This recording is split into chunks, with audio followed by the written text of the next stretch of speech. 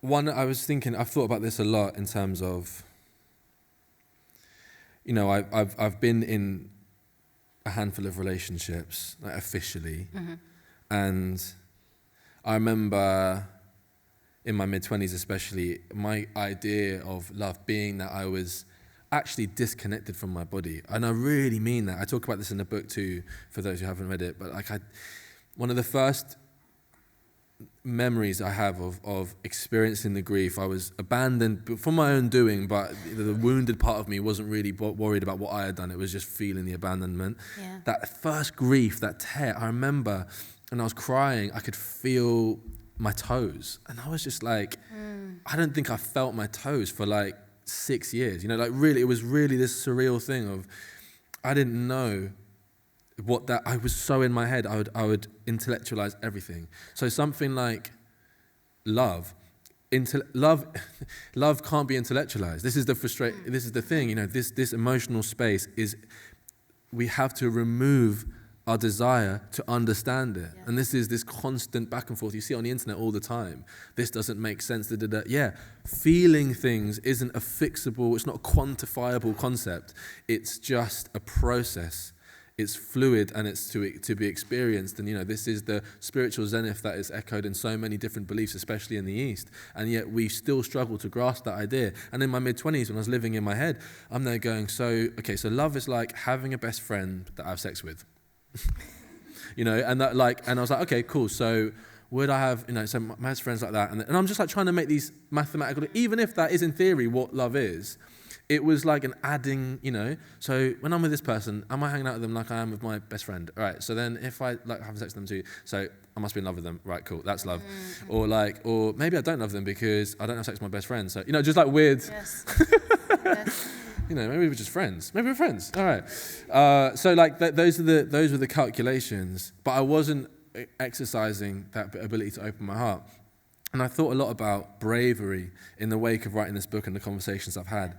And I don't think that there's like anything braver in the world than somebody having their heart broken and then opening their heart again. I actually think, I really mean that, so I'm not even trying to be hyperbolic. Like I'm really thinking about, because it can happen in so many different contexts. A lot of the time it can be friendship, it can be whatever. But I see so many people with these guarded hearts, these closed hearts. You could argue that's like it's an expression of hyper masculinity perhaps, you know, and that's not gender specific actually, it's just as an energy, this closed, protected, you know, whereas the divine is having the protection, but then the openness, the devotion. So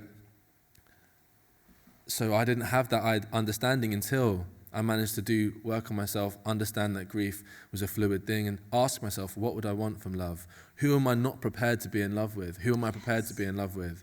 And then when I've engaged in that situation where I've gone, wow, this person, okay, actually, I've thought about this, and this person does this, and that's great. So now I'm consciously choosing to engage in this relationship, which is just like, that's the difference. Yes. And you know what, I really hope that everyone in the audience reads this book. For those of you that have read the book, but for those of you that are going to, there's one part that I will forever treasure. And it's where you talk about your experience with DMT.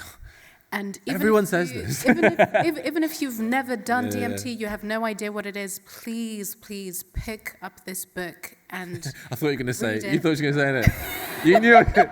If anyone else wants to, please get that fucking pipe going and smoke yourself into the 50, baby. Let's go. Sorry. It's the way you talk about oneness in there, which is what I'm hearing you say. That when you're not sort of in the, at least it was my interpretation of it, which for someone like me who was historically avoidant, if you will, in terms of attachment, but leaning more secure and being in a relationship now that is my greatest teacher. Yeah. And it's my greatest teacher because it's the most uncomfortable and freest I've ever been in love. It's where I've really learned how to be in conflict and to stay and repair and not run away. Yes. Not just running away physically, but emotionally, running away through vices and other external things. Yeah. But the part where you talk about DMT, I really got that sense of just oneness, which tends to be the thing that most people experience pretty much unanimously when anyone does a psychedelic experience. Yes. They come through return with that understanding of oneness. Yeah. And you describe that thing of sort of laughing at what we call Cosmic reality, giggle. you know. Yeah. Can you say a little bit about that? I want people to read the full thing. Yeah. But Well, yeah, so the reason, I think it's important for me to explain why I spoke about it in the book, because as a disclaimer, I am a big believer in psychedelics. I really think that the containment of psychedelics and the teachings, literally ancient teachings that come with the work with these plants is done. I don't want to get into conspiratorial spaces here, but I feel as though there's a reason why we are fed these ideas that they're terrifying and that we can't lose control of our minds. And for me, control, and this is obviously something I engage with, but control as a way of life, like control, is, I think, like the worst expression of both energies of the yin and yang. It's the desire to control circumstances. It's necessary in this world because this world steps on us, this system steps on us, so we have to at times for our own safety. But if we had the space to really tap into like something more, you know, something freer, is to do with surrender. It's always to do with surrender and allowing ourselves to just surrender to a feeling, to a situation, to our circumstances.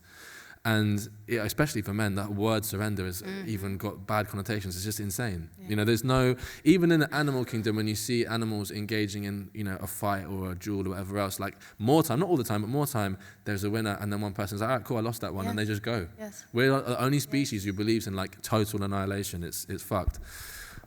I think you named it when you said the word surrender. I kind of suddenly saw the connection and why I sort of brought that in as you were talking about love and actually feeling true love and intimacy. Yes, because it just is. Yes, love is surrender, 100%. It is. Because that's what I'm saying. The antithesis of surrender is control, right? Yes. And like the worst, when I see the worst versions of love, in inverted commas, because I wouldn't even believe it to be, are people who are engaging through just control, like controlling their partner, controlling the environment in which this relationship is happening. You know, this constant surrender is you know, but it's hard. Yeah, even trying to control the outcome of things, which is something that you write about quite a bit in the book. When you read it and you really take in the story that Jordan writes about right in the beginning about his relationship and the breakdown of it and the grief that he experiences, but also this sense of trying to control the outcome by doing all of these external things. You write about that so well. Yeah, because everyone feels that. Yeah. Everyone feels that desperation. When we get our hearts broken or we get abandoned, and that deep breath is actually sadness, by the way. My therapist would say that, because I still have that memory.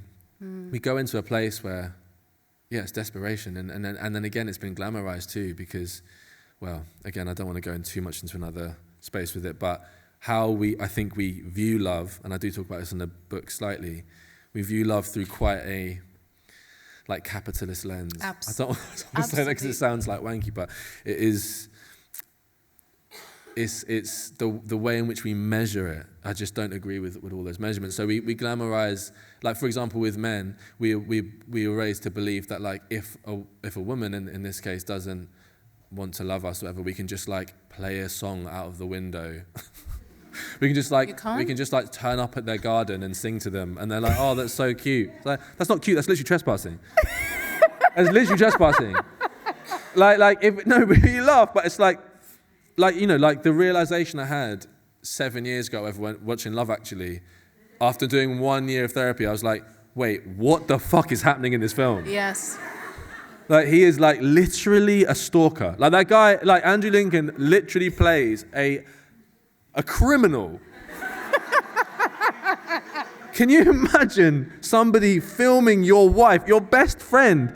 Also, the best friend was Chiwetel Ejiofor. This is one of the best actors ever. He doesn't even get to say anything in a fucking film. He just gets his best friend mugging him off. Turns up at the door, and she goes, oh, I'll give him a kiss then. No! Tell me a guy wrote this about telling me a guy wrote... Mad.